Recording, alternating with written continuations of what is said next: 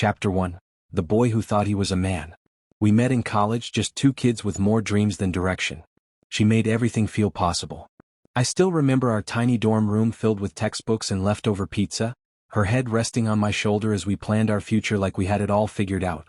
We got married young, right after graduation, convinced that love would fill in all the gaps maturity hadn't caught up to yet. My job moved us out of state and we started fresh in a city where no one knew our names. We were broke but happy. Every day felt like an adventure. When she got pregnant, we were scared but excited. I took on as much overtime as I could, trying to be the provider. I thought that was enough. I thought showing up with a paycheck was what a good man did.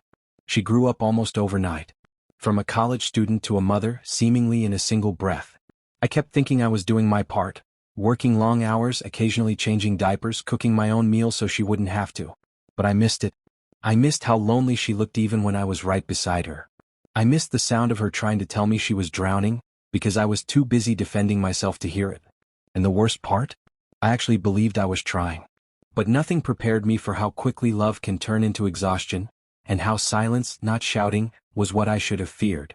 Chapter 2. The Quiet Fall of a Marriage. The fights became routine. She would beg for help, for presence, for partnership, and I would respond with statistics. How many hours I had worked, how many diapers I had changed last week, how I cooked my own meals like I deserved a trophy for it. I didn't understand that she needed more than my presence. She needed my engagement, my empathy, my effort. We had a second child, and with him came more sleepless nights, more responsibilities, more distance. But I still thought I was doing fine. I was not abusive, I was not unfaithful, I had no addictions. I kept convincing myself that those were the only requirements to be a good husband. She tried to talk to me less and less.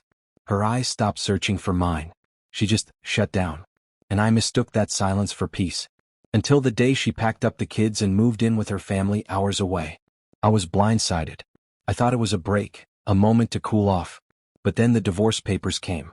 No long letter, no final conversation. Just a knock on the door and the cold slap of a manila envelope in my hands. Even then, I didn't understand the depth of her hurt. I sat across from her in the lawyer's office and saw not anger, but resentment. A deep, slow-burning bitterness that had built up over years. And for the first time I realized, she didn't fall out of love with me, she burned out from carrying the weight of both of us. Still, nothing could have prepared me for what came next. Chapter 3. The Weekend That Changed Everything. The first weekend I had the kids by myself, I stood in the kitchen, overwhelmed by a stack of dishes, two screaming toddlers, and the creeping realization that I had no idea what I was doing. She had always prepped everything before. Meals, outfits, instructions.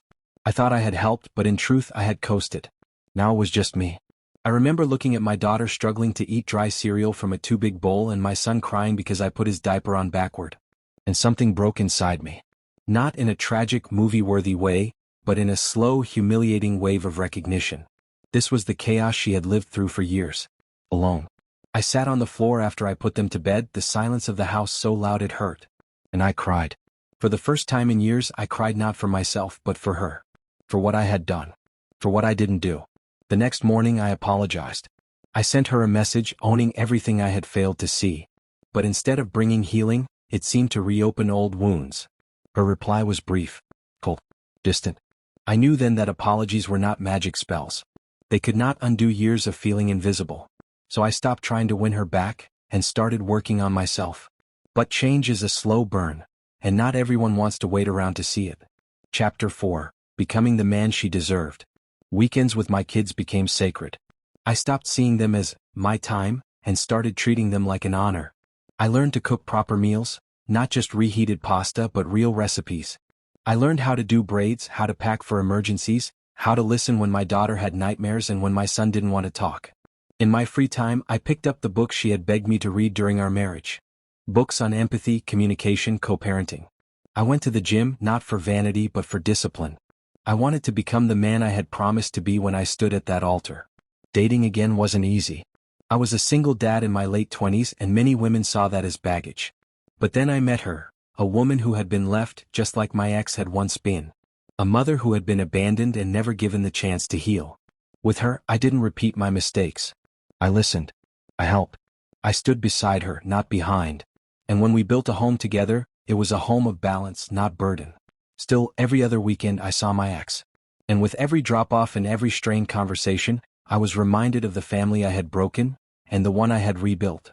But even happy endings can carry guilt, especially when they are built on the ruins of someone else's hope. Chapter 5. A party, a name, and a quiet goodbye.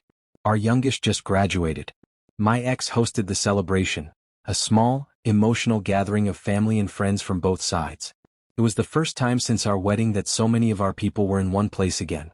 She looked beautiful, older, stronger, but still carrying something heavy in her eyes.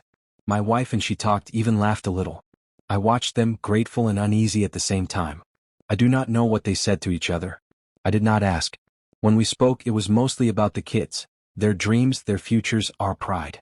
Then she mentioned someone named Mark. Casually. Without emphasis. As if I should know who he was. I smiled and nodded, but inside I paused. She did not say more. I did not ask. Maybe it was nothing. Or maybe it was everything. As I thanked her one last time, she finally looked me in the eyes and said she regretted fighting me so hard all those years ago when I asked for more time with the kids. That maybe, just maybe, she had let her pain get in the way of what was best. I nodded. Not in triumph, but in understanding. Our chapter is over now. The kids are grown. There will be graduations, maybe weddings, but the long road of parenting side by side is behind us. We raised 2 beautiful children. And somewhere along the way we found ourselves again. Just, not together.